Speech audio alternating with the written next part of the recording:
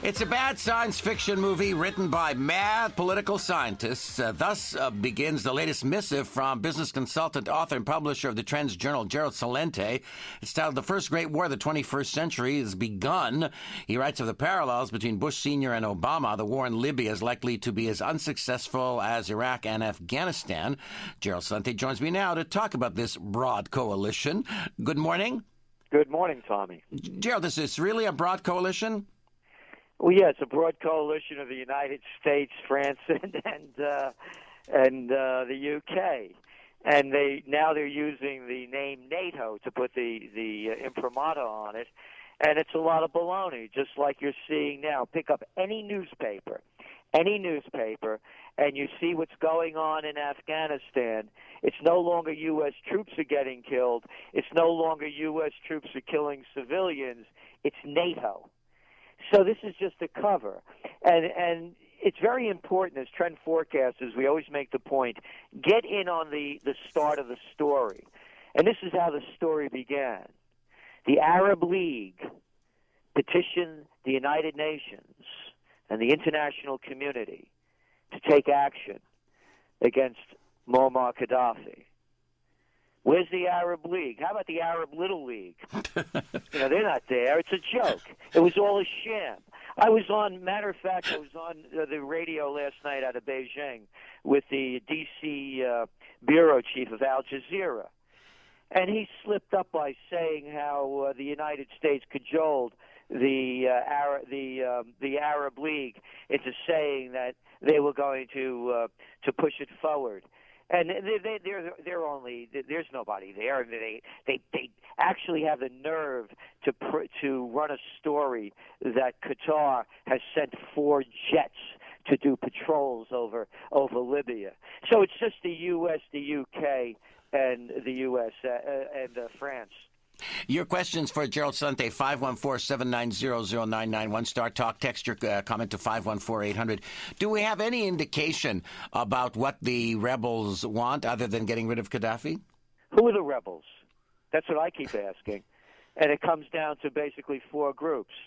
There are the protesters and the young people that are rebelling for the same reasons in Tunisia and Egypt and Yemen and Bahrain and Syria. And in Algeria and Morocco. But who are the others? Is this a military coup? According to some reports that are just coming out, that the leader of the so-called rebels in Benghazi is a former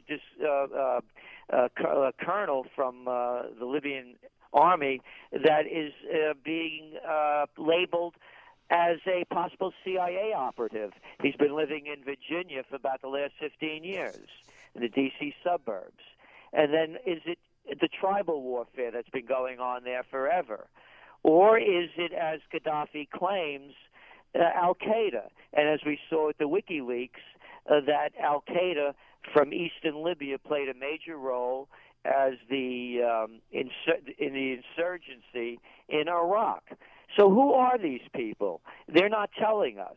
And I love the language, by the way, rebels. When it's somebody that the United States or the UK or Canada doesn't like, they're militants, insurgents, and terrorists. But when they're your guys, they're rebels. Your questions for Gerald Celente, 514-790-0991. Text your question or your comment to 514-800. Where does the money come from to fund this? It's not going to be a few days or weeks. It could last for months. Your country doesn't have a lot of money. It's borrowing money. Is this money being spent by President Obama because, as he says, the United States economy is improving? Yeah, they don't have the money. We're $14.5 trillion in debt, and we're running a $1.4 trillion a year deficit. It's continuing to drain the economy, and it's been the old story, the old empire decline, becoming involved in foreign entanglements as your treasury is declining. And look what's going on, the hypocrisy. You hear the Democrats and Republicans talking about, cutting back on entitlement programs, maybe saving, $60 billion a year of expenditures. as they're lobbing $100 million missiles from ships into Libya and running these sorties. It's the hypocrisy, by the way, is so clear. United States, you don't hear a peep about what's going on in Bahrain, about that butcher over there that's killing people. Oh, no, why not? Hey, it couldn't be because the Fifth Fleet is stationed there, could it? Oh, you don't hear about the same day 25 Libyans were killed, and that made the headlines, that 50 Yemenis were killed. Hey, I wonder why not? Couldn't be because Saleh is the United States pawn in the so-called war on terror, and it just keeps going on like that. As I've made this very clear, the only reason the United States, the UK, and now Canada, of course, and France is in Libya, it has nothing to do with human rights or humanitarian mission. It has to do with oil. If their major export was broccoli, we wouldn't be there. You have a well, isn't it cheaper to just buy the oil it's cheaper to spend it on war? It's cheaper to steal it. What do you think the United States is in Iraq for? Why are they protecting Saudi Arabia or the Bahrain fleet there? Look, Tommy, 1 million refugees as we speak right now in the Ivory Coast. What's their major export? Cocoa beans. They're being slaughtered every day. The Sudan. There's no all of this moral outrage. Your questions for Gerald Celente, 514-790-0991. Text your comment to 514-800. What do you think of the suggestion that President Obama should have asked for the approval of Congress instead of asking for the UN's approval? Well, why should he? We don't have a constitution in this country anymore. It was abrogated under Bush and further killed under Obama.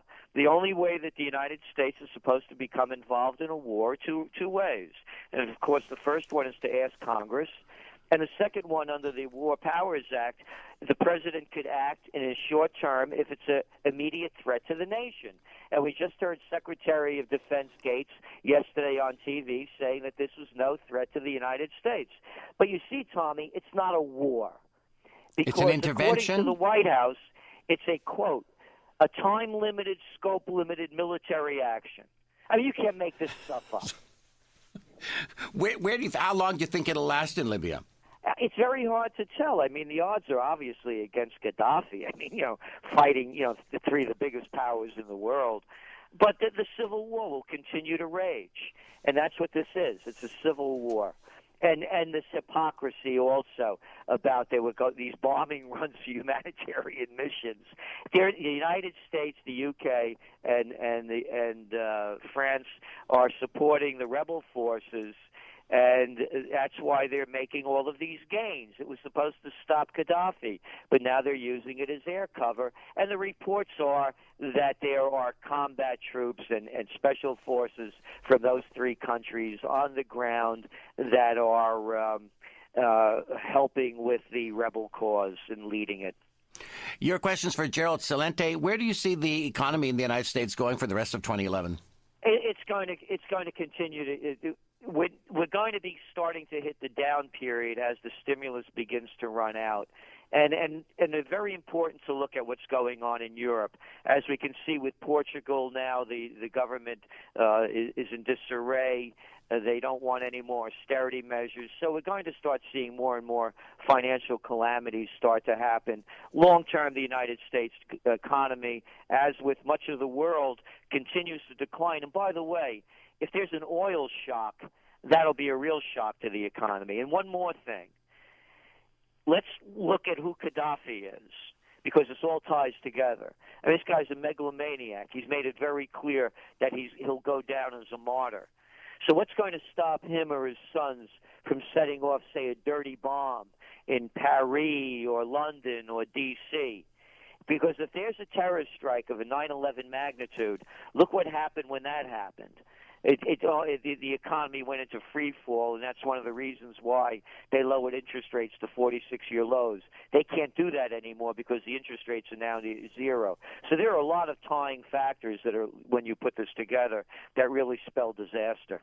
Gerald, I also want to talk to you. You said that there'd be all kinds of unrest in Europe, Gerald, the last time I spoke to you, and then I pick up the paper and saw 500,000 people marching and lots of London in flames.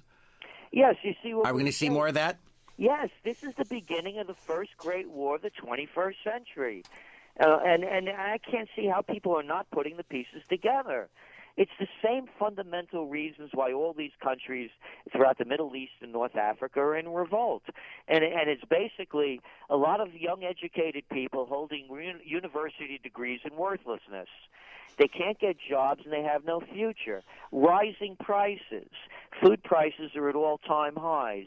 And corruption at the top.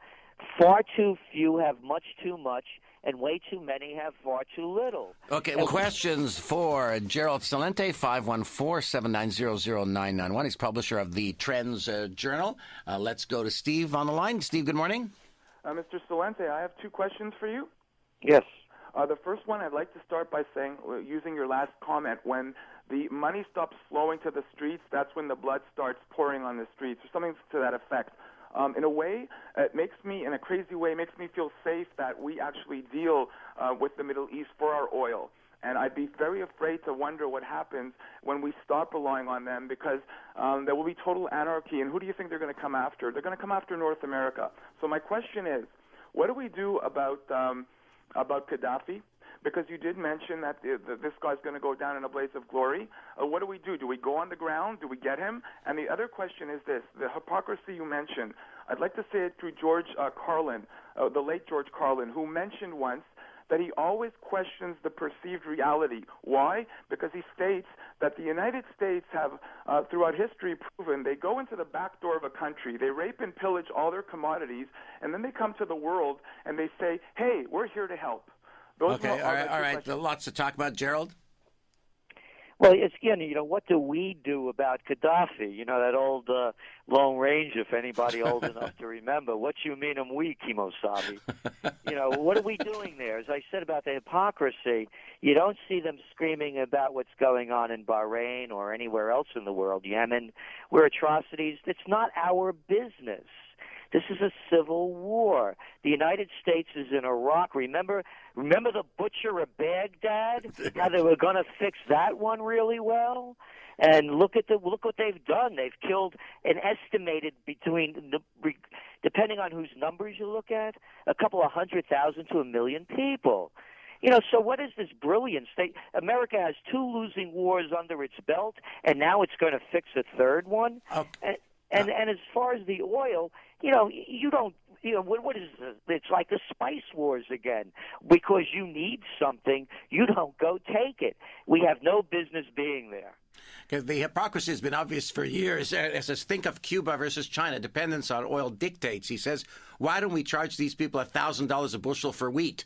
Maybe then they'll realize how much they depend on us for their own basic needs. That's from Vince. Yeah. It's, again, it's business. War's a racket, and this is a racket. And then you look also at the headlines about how Sarkozy is using this, again, according to the headlines, to boost his image. He has the lowest poll ratings of any post-World War II president in France. And again, my line is this. Anybody that wants to go fight a war, pack up your gear and go. Send yourself, send your wife, send your kids, send your money.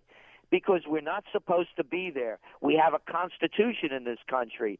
And again, we would not be there if it wasn't for oil. All right. Yuval has a question. He says, is this not the great war between the Shiite and the Sunni? I don't believe so. Because when you look at what's going on, and you look at, again, the United States intelligence coming out, particularly in Bahrain, where it's a heavy Shiite population, but run by the Sunnis, they're showing absolutely no interference from Iran, for example. And again, it really has to go, it becomes an issue with the Shia because they're treated, as a minority, and they can't get jobs and government jobs. So that's very important. Also, this is important, Tommy. When we talk about the Arab League, who are the Arab League? I mean, these are countries that basically the United States protects or uses their oil. And then let's look at Qatar. And understand that Qatar, the government owns Al Jazeera. And then let's go back to the Arab League meeting recently where Gaddafi stormed out and berated the king of Saudi Arabia for being a pawn to the British and Americans, and also yelled at the emir of Qatar. So there's a lot of, infighting going on over here. All right, wait. Your question for a Trends Journal publisher, Gerald Celente. Gerald, I think you're going to love this question. It says, hey, Mr. Know-It-All, do you think that it's the time of the Messiah? And if so, which one? I'm sure you have it all figured out. No. I like to read a quote. The president does not have the power under the Constitution to unilaterally authorize a military attack in a situation that does not involve stopping an actual or imminent threat to the nation. You know who said that? Who? Barack Obama when he was running in 2007. All right, another text question for you. We'll get back to the phones in a second. Will silver and precious metal prices continue to rise? I believe so, and I invest in it. My investments are very simple: gold, silver, Canadian dollar, and Swiss franc. The Swiss are the money cockroaches of the world, and with all these governments toppling, they're going to be putting their money more and more in the Swiss bank accounts. RJ on the line, good morning. Possible breakup of the European Union, minus Switzerland, of course. Do you foresee this possibility? Yes, I do. There's no way out. They're doing the same thing as the Federal Reserve is doing with the central banks. They've basically killed the Maastricht Agreement and the Lisbon treaties. Bailing out countries wasn't supposed to be part of the deal, and buying up bad debt from banks wasn't supposed to be either. There's no way out of this. And so I can see in the future smaller countries like Greece, Portugal, Ireland, Spain, and Italy pulling away from the euro. Thank you for the call. Which one of the European countries will have it worse coming up? Boy, probably Spain. They have much larger debt, much larger economy, and their economy really, really boomed from this phony housing boom that happened during the mid-2000s. So I think they're going to be one of the worst off. Do you expect any unrest in your own country? People ask me that, and I don't think so, not to the level that you're seeing overseas, for a couple of reasons. People still believe here in the power of the ballot box, that but they're really, it's voting for the Republicans and Democrats, it's Gambinos or the Banana Gang, and so and same thing in Europe. They believe they could change it at the ballot box, and also they don't have the fight here anymore. I say this country, they're wussies. They're not mommy's boys. They're soccer mommy's boys. So you don't see the fight in this country anymore. And I have to tell you, I'm heartbroken. I really am when I see what's happened here. And going to war like this without asking Congress, just the arrogance of a president and a Secretary of State just taking us, and not a peep. And the media pumping it up as this glorious achievement of our hero pilots, So you're not going to see it.